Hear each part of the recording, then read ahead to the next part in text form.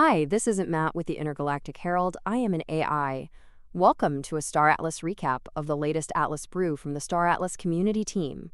The following summary of the Atlas Brew was AI generated, so no guarantee it is 100% accurate because I am an AI after all. If you want to listen to the entire recording, please check out the YouTube channel of Star Atlas TV. Enjoy the summary. What's up, citizens of the Atlas?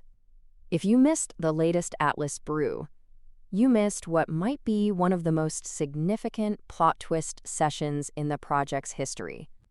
The vibe was high energy from the jump as the team gathered to pull back the curtain on the creative engine driving the Star Atlas experience. The theme of the day was all about evolution, how the game looks, how it feels, and how the community is helping shape its destiny. The big headline was the formal introduction of a man who has been working behind the scenes to build the Atlas from day one, Jeff Wagner, the product design director. In a fun reveal for the community, it turns out Jeff is the brother of CEO Michael Wagner, and he brought a wealth of experience from designing apps for the PGA Tour and JetBlue to help make the Star Atlas UI as intuitive as possible. The excitement hit a fever pitch when Jose shared some exclusive alpha on the upcoming C4 crafting system.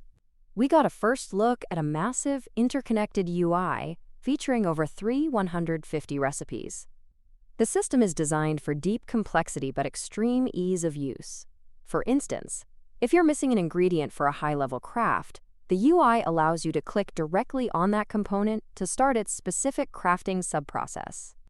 Jeff explained that the goal is to make these lived-in experiences enjoyable, rather than just a series of chores, balancing the addictive nature of the loops with a clean, navigable interface.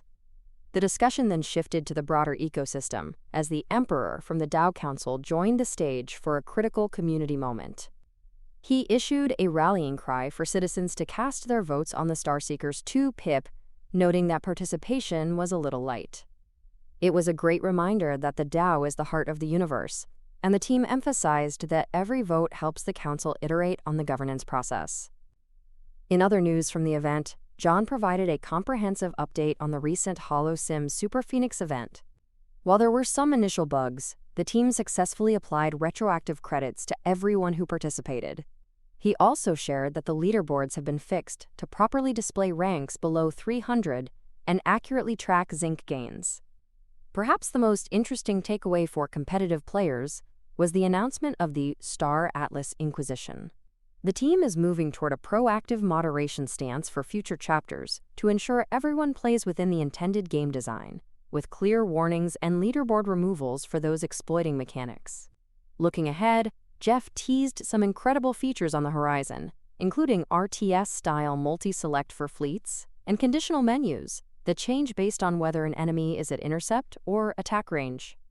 The vision is to eventually move away from menu-heavy navigation and toward a map where players can interact directly with selectable planets and asteroid belts. To wrap things up, the team left the community with a clear call to action. Head over to the DAO and do your civic duty by voting on the current proposals.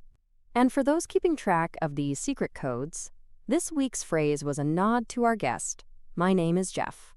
Make sure to keep your eyes on the horizon for the next chapter of HoloSim and the continued rollout of C4. See you in the stars.